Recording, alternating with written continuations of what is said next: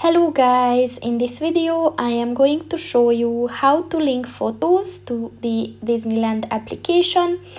But first I just want to mention, don't forget to subscribe to my channel, because at 10,000 subscribers I am going to show you my whole YouTube revenue statistics and growth strategy, as well as how to make money online. Let's jump into it.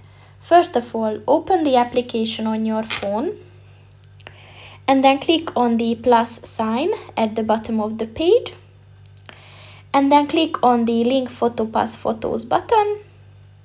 So as you can see at the top of the page, there are different ways to link photos. So the first is to type in the 8-character attraction ID that you have, or you can link your PhotoPass card directly. And you can also show your PhotoPass code, and you can link the ticket or the pass as well. So just choose the one that you want to use.